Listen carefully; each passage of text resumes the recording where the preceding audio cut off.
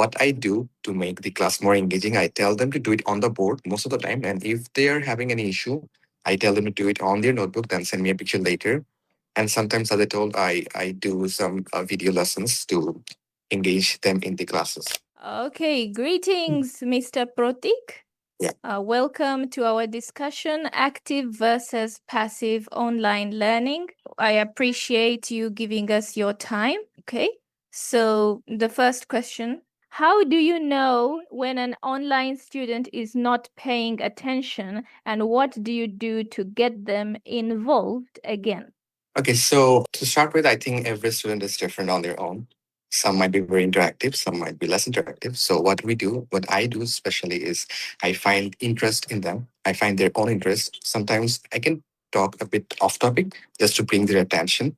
Then we relate those interests in our topics. Then sometimes, if they find the lesson boring, what I do is I make sure to do some video lessons. For example, I show them videos related to our topics. I think this brings their attention, and once I can get their attention, we can communicate, we can talk, and this makes them more interactive and interested in my classes.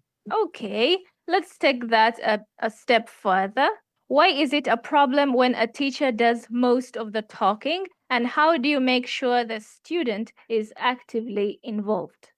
Okay, so if I do all the talking, the student might rely fully on me. The student might wait for my instructions only. They won't take their own responsibilities. So that is a problem. So also it doesn't help with the communication between the student and the teacher. So I make sure I ask their opinion and they ask mine. So it helps to create a bond between us, and this also helps in our studies and other for me to find their problems, for them to find my problems.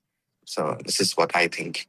Absolutely. I think student participation is really Yeah. important Yeah. part of effective online teaching. Yeah.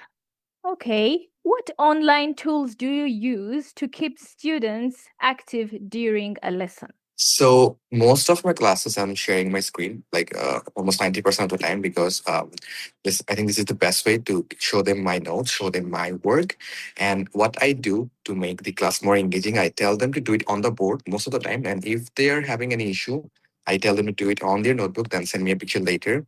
And sometimes, as I told, I do some video lessons to engage them in the classes. Oh, that's very interesting. And how does the student respond when you ask them to write on the board? So it depends on the student. Most of the students are into this, but sometimes the students, mainly those who are using phone, they find it difficult. But I also suggest them to use a laptop for better performance. But I cannot force them. So if they don't, I just tell them to do it on the notebook.